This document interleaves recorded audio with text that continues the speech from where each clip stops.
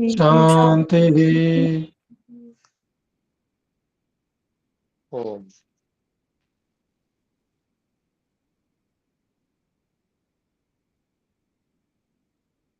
वैशेषिक दर्शन द्वितीय अध्याय सूत्र 4 तक या 3 तक हम पढ़ चुके थे। यहाँ तक कोई भी प्रश्न है तो कृपया पूछ सकते हैं स्तोत्रपाठक द्वारा।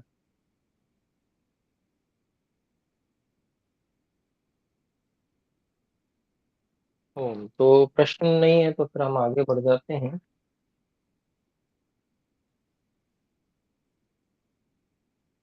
तो हमारा 4 सूत्र हो गया था ना। उनमें से कोई बता सकते हैं?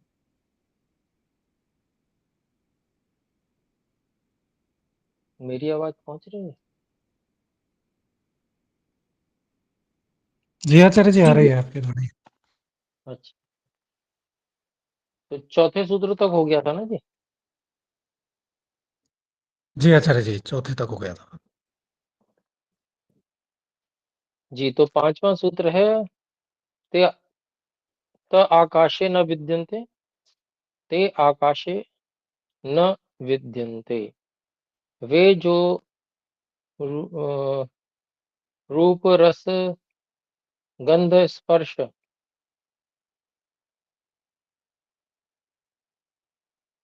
ये गुण हैं, ये आकाश में नहीं है।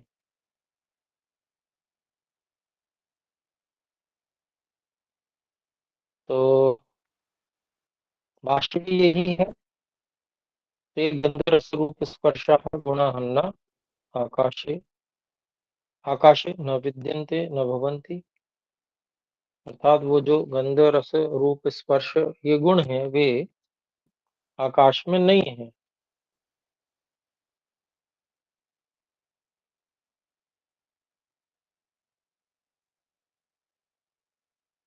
तो अभी इतना ही बताया है। इसके अलावा कुछ बातें और आगे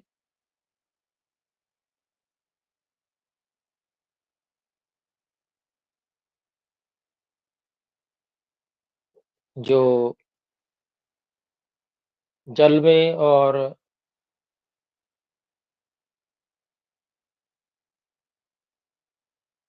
जल के गुण में और पृथ्वी के गुण में कहीं कहीं किन्हीं द्रव्यों में समानता मिलती है, उसके विषय में बता रहे हैं। छठा सूत्र है सर्पिजतु मधुच्छिष्टानाम अग्नि संयोगात द्रवत्व मद्भिः सामान्यम।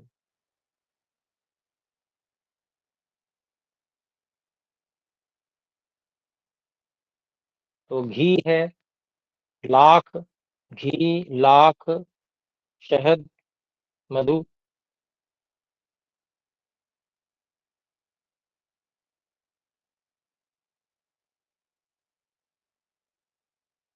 मधु उच्छिष्ट कहा गया है। मधु उच्छिष्ट मतलब मोम। इनका अग्नि से संयोग होने से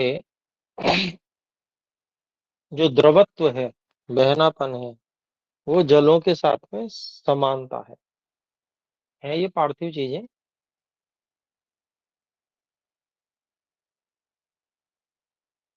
परंतु अग्नि संयोग होने पर ये बहने लगती हैं। तो ऐसा बताया गया।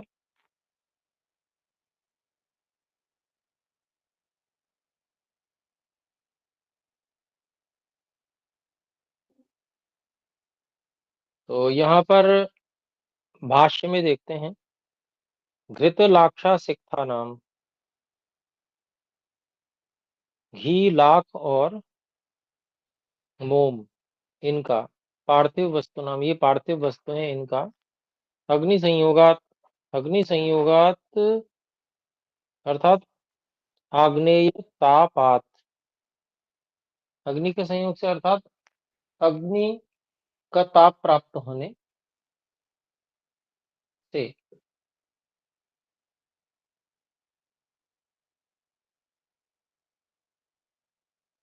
द्रवत्वम, द्रवी भावो असांसिद्धिको भवति। तो इनका जो अग्नि के संयोग होने से जो द्रवी भाव है, अर्थात पिघल जाना है, बहने लगना है, ये असांसिधिक है, अस्वाभाविक है, मतलब नैमित्तिक है। निमित्त कौन है? अग्नि है। अग्नि के निमित्त से इसमें ये पिघलना हो जाता है। और जब ये पिघल बहने लगता है तो ये फिर ये इसके समान हो गया, तो अद्भिसः सामान्यम सादृश्यम अस्ति। ये इनमें निमित्तिक कारण से जल के साथ में समानता है।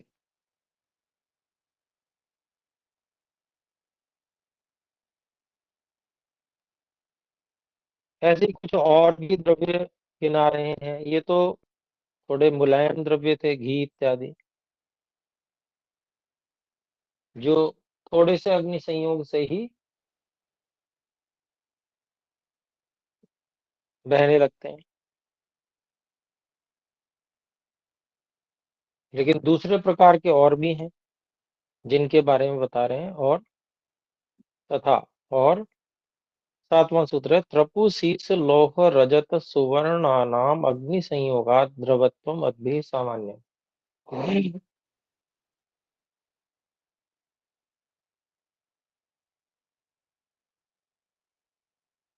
त्रपु हो गया रांगा, शीश शीशा हो गया, लौह लोहा हो गया, रजत चांदी हो गई, सुवर्ण सोना।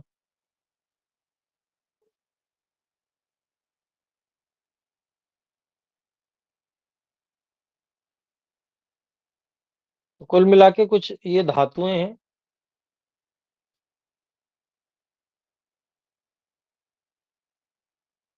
ये जो पार्थिव द्रव्य है वो अग्नि के संयोग से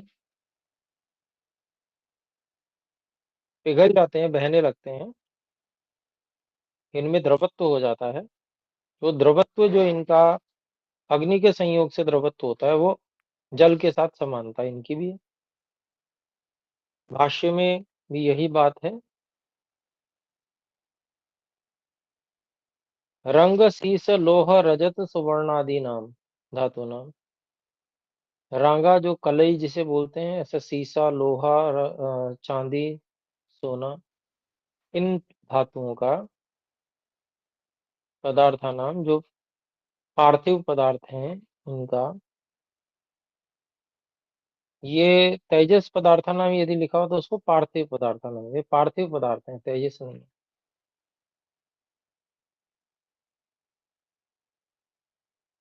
है ना, धातु नाम तेजस पदार्थ नाम, ये गलत लिखा हुआ है, पार्थिव पदार्थ नाम लिख लेंगे। जो ये सब पार्थिव पदार्थ हैं इनका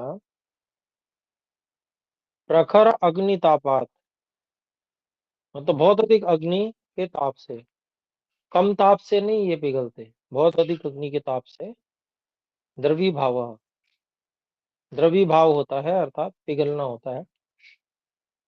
असांसिधिको भवति, वह भी अस्वाभाविक है, नैमित्तिक है। इति अद्भि सामान्य, ऐसा जो होता है ये जलों के साथ में समान धर्मता है।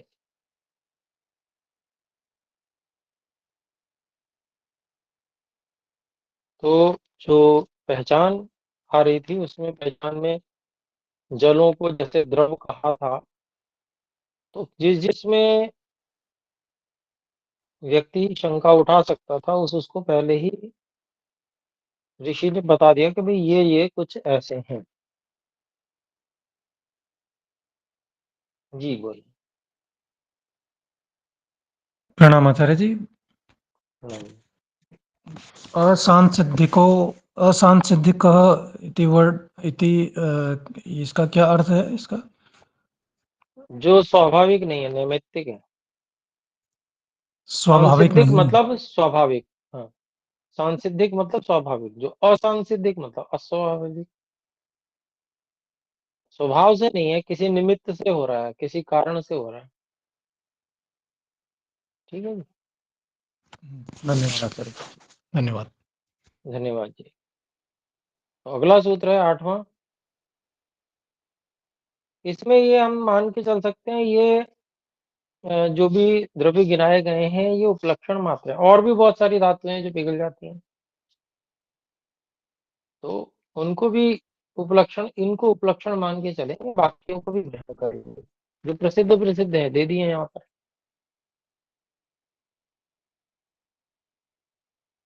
8वां सूत्र है, विषाणी कुकुद्वान प्रान्ते बालधिः शासनावान इति गोत्वे दृष्टम लिंगम।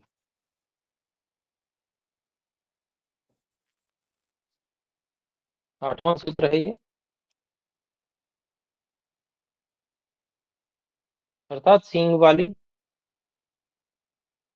जो अच्छे सींग होते हैं बड़े बड़े, ककुत, पीठ पर जो ऊपर उठा हुआ भाग होता है उसको कगुत कहते हैं। ककुदमान, जिसके पीठ पर उभरा हुआ भाग है वो ककुद वाली है। ऐसे ही प्रांतीय बालधि, अर्थात पूंछ के अंत में जो है बालों का गुच्छा है। सासनावान, अर्थात गलकंबल जिसके है।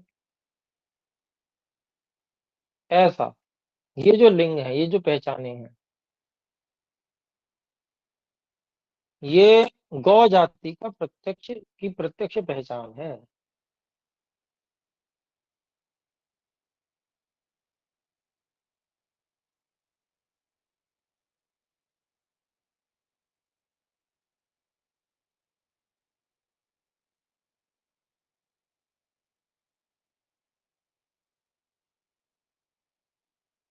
तो फिर दूसरा इसी से जुड़ा हुआ सूत्र है 8वें के साथ में 9वां सूत्र है। कहते हैं स्पर्शश्च वायोः, और जो स्पर्श गुण है वह वायु का लिंग है, पहचान है, प्रत्यक्ष पहचान है।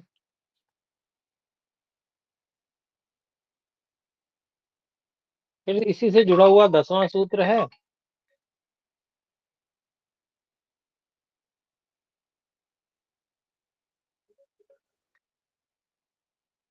एक मिनट पूरा।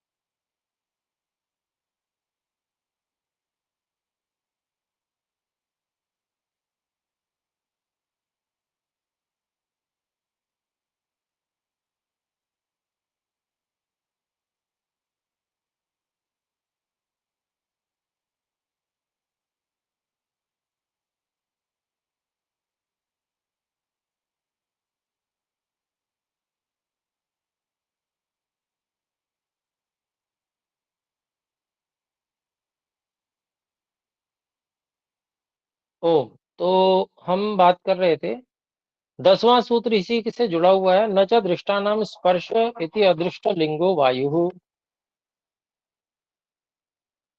तो यहाँ पर अगर दृष्ट में आंखों देखा कहा जाए तो फिर वायु को अदृश्य लिंग कहना पड़ेगा। तो यहाँ पर ऐसा ही अधिकांश में हमने बात भी की। तो ऐसा ही ले रहे हैं अधिकांश में कि आंख से दिखने वाले पृथ्वी जल अग्नि का ही केवल स्पर्श गुण नहीं है।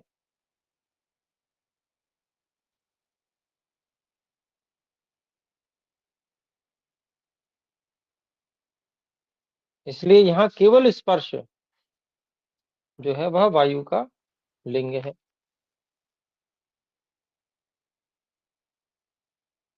जो दृष्ट है, अर्थात जो पृथ्वी जल और अग्नि है, ये आंखों से दिखने वाले हैं।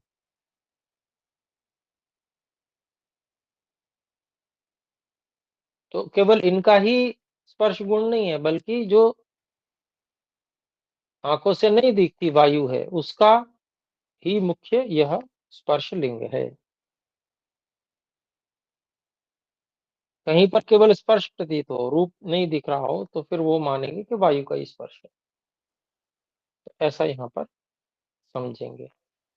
भाष्य भी देख लेते हैं। भाष्य में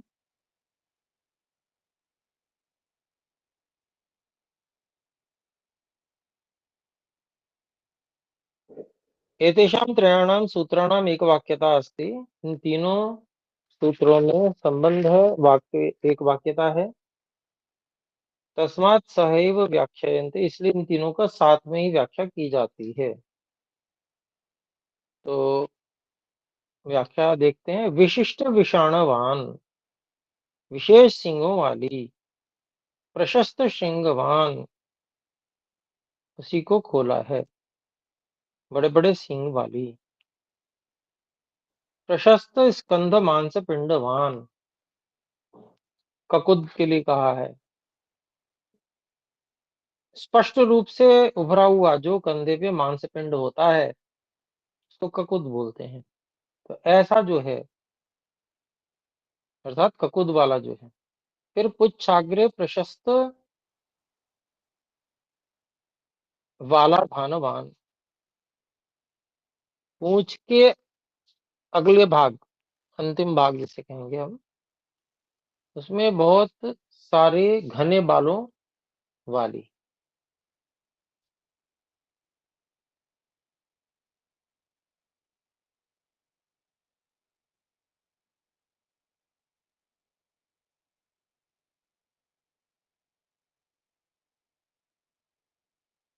फिर कहते हैं प्रशस्त गल कंबलवान, बड़े सा जिसमें विशेष जो गले में कंबल जैसा लटका हुआ भाग है जिसका।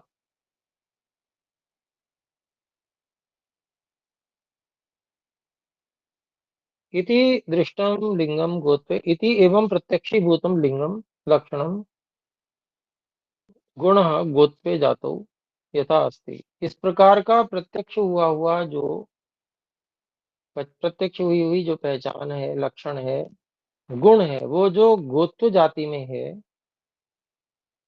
अर्थात यथा भवति, जैसे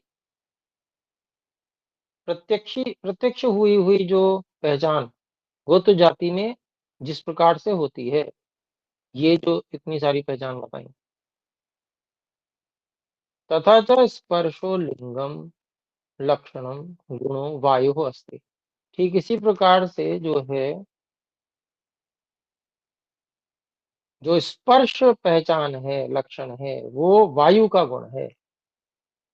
गुणश्च गुणिनम साधयति यदाश्रितः स भवति। गुण गुणी को ही सिद्ध करता है, प्रत्यक्ष कराता है, जिस गुणी के आश्रित वो रहता है गुण।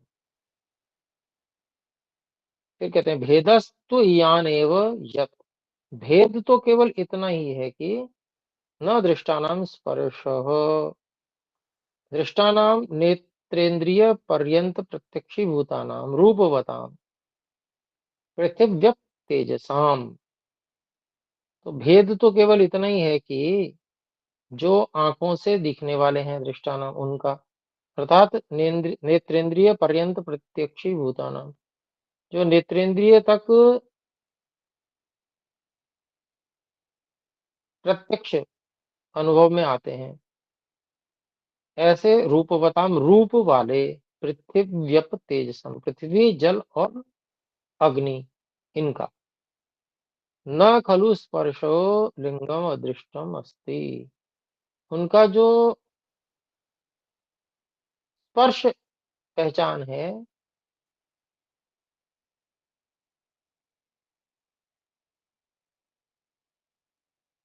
वो केवल उन्हीं की नहीं है। अदृष्टम अस्ति का मतलब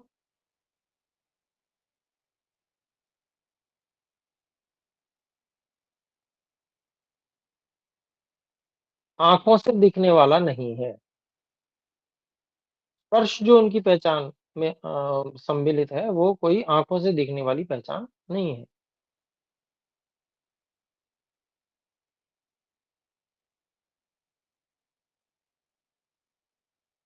इति अदृष्ट लिंग वायु, आगे कहते हैं अतो हेतु अदृष्ट लिंग कह स्पर्श लिंग को वायुरस्ति।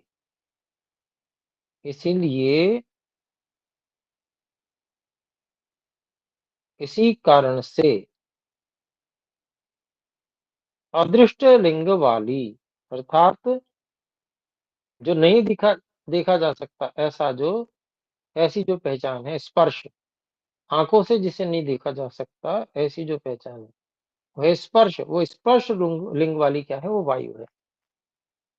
या ऐसा केवल स्पर्श त्वगिंद्रियेण अनुभूयते। जो यह केवल स्पर्श है, सामान्य स्पर्श, जो त्वग इंद्रियेण अनुभूयते, जो त्वचा इंद्रिय से, स्पर्श इंद्रिय से अनुभूत होती है, गंध रस रूपवद द्रव्य प्रत्यक्षमंतरेण। तो द्रव्य जो है, जो गंध रस और रूप वाला है, उसके उसको आंखों से देखे बिना ही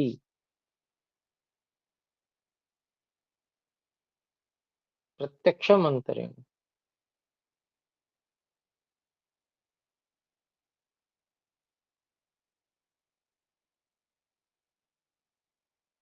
अर्थात जैसे गंध रस रूप वाली वस्तुएं आंख से दिखती हैं, उस प्रकार के आंख से दिखने वाले प्रत्यक्ष के बिना ही ऐसा जो स्पर्श है, जो केवल स्पर्शेंद्रिय त्वक इंद्रिय के द्वारा ही अनुभूत किया जाता है, तस्य आश्रयेण आश्रयेण गुणिना भवितव्यम ही। उसके आश्रय से कोई गुणी होना ही चाहिए, अर्थात उस गुण का आश्रय बना हुआ कोई गुण होना ही चाहिए। कोई द्रव्य होना ही चाहिए, क्षमा करें। उस गुण का आश्रय बना हुआ, आधार बना हुआ कोई तो द्रव्य होना ही चाहिए, गुणी होना ही चाहिए। गुणी मतलब द्रव्य, भवितव्यम ही। न खलु गुणो गुण गुणिनम अंतरेण भवति। और ये बात सही है कि जो गुण है बिना गुणी के नहीं होता है। न च दृष्टानाम गंध रस रूपवताम पृथिव्य तेजसाम लिंगम इति। तो ये जो इस प्रकार का लिंग है, जो आंखों से न दिखे, बस केवल स्पर्श से अनुभव हो, तो ऐसा तो दृष्टानाम दिखने वाली, आंख से दिखने वाले, जो गंध रस रूप बताम, गंध रस और रूप वाले जो पृथ्वी जल और तेज, पृथ्वी जल और तेज हैं, उनका लिंग तो ये है नहीं।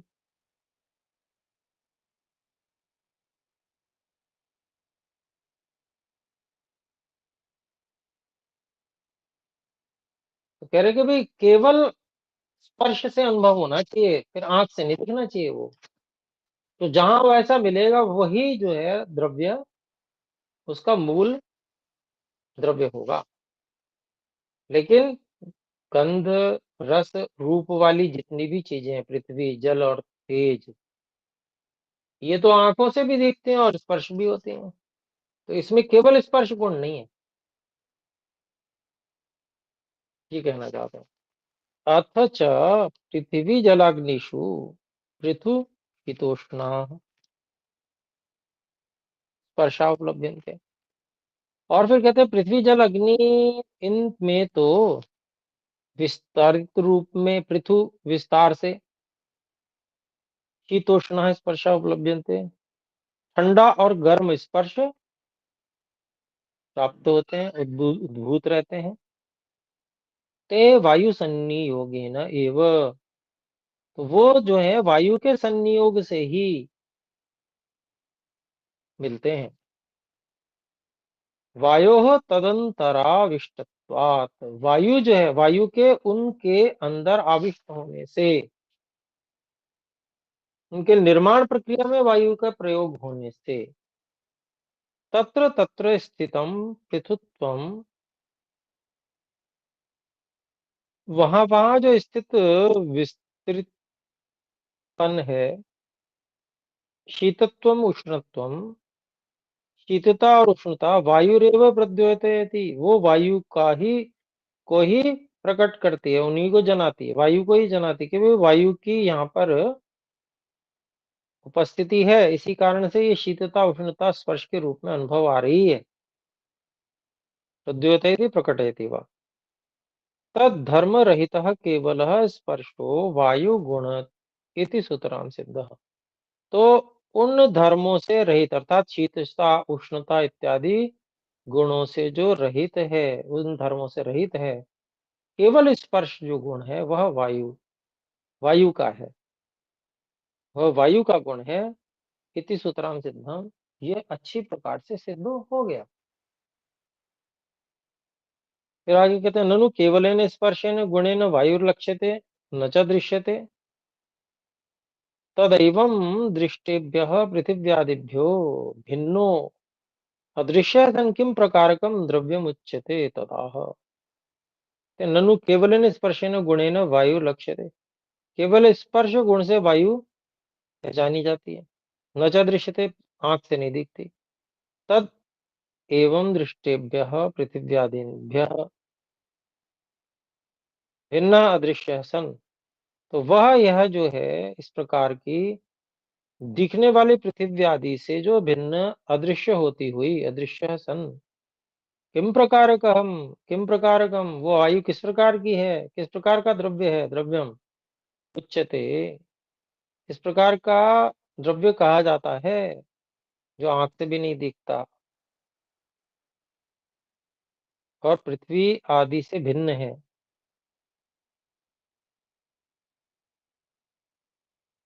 तो उसको कहते हैं तदाह, उसके विषय में बताते हैं अद्रव्यत्वेन द्रव्यम, अद्रव्यवत्वेन द्रव्यम, अद्रव्यवत्वेन द्रव्यम।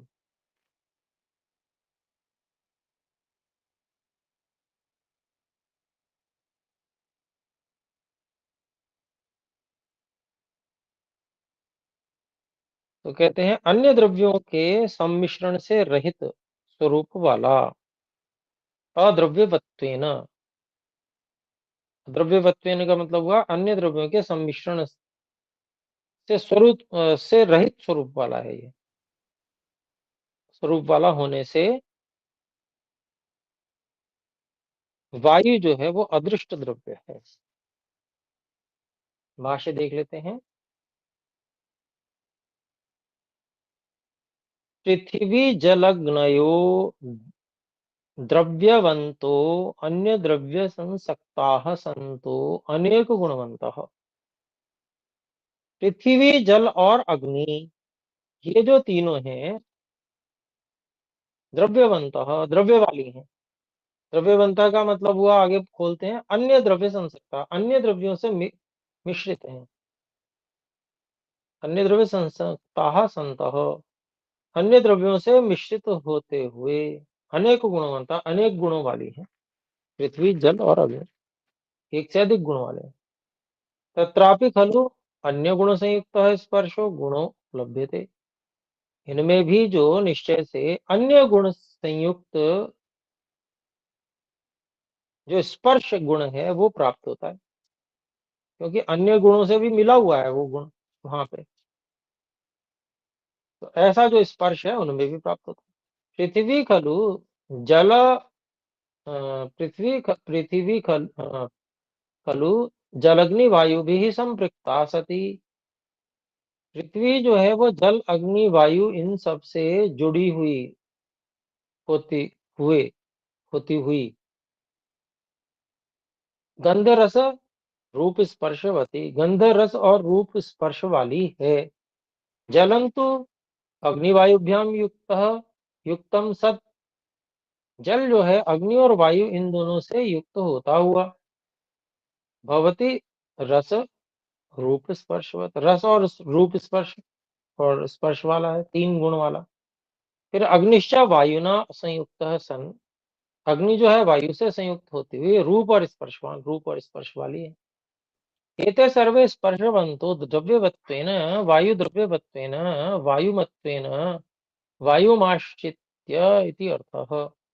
ये जो सभी हैं स्पर्श वाले अद्रव्यवत्वेन, अद्रव्य वाला होने से,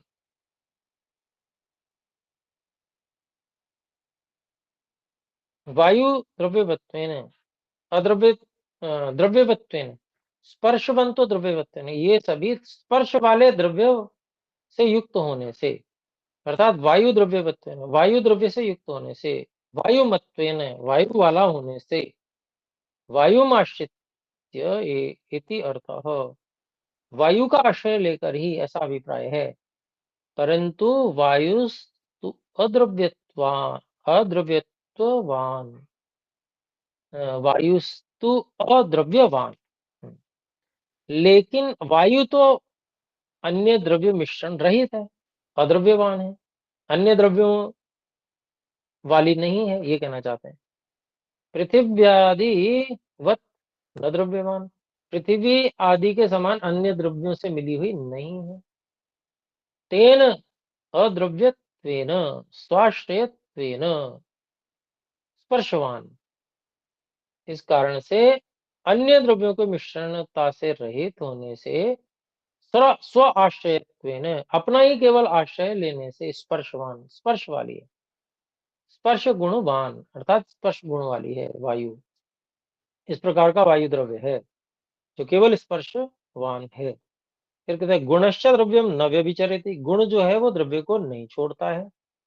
यथा स्पर्शो गुणो अन्य गुणैः सह पृथिव्यादि दृश्येषु द्रव्येषु उपलभ्यते, गुण जो है वो द्रव्य को नहीं छोड़ता है, जैसे स्पर्श गुण अन्य गुणों के साथ पृथ्वी आदि द्रव्यों में तो उपलब्ध होता है। उपलब्धि सामान्यात, उपलब्धि की समानता होने से, केवल उपलब्ध स्पर्शो गुण स्वकीय गुणिनम अदृश्यम वायु द्रव्यम लक्ष्यति साधयति, जो केवल जो उपलब्ध स्पर्श गुण है वो अपने गुणी अदृश्य वायु द्रव्य को सिद्ध करता है, पहचान कराता है।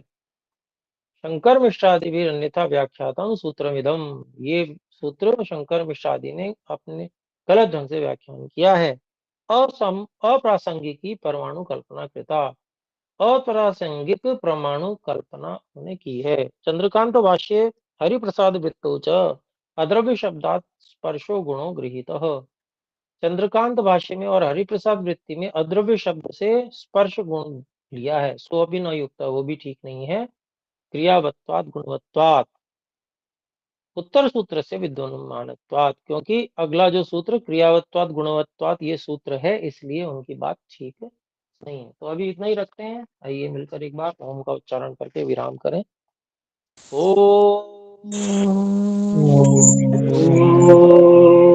सभी को सादर नमस्ते जी। धन्यवाद आचार्य जी, प्रणाम, सभी को नमस्ते।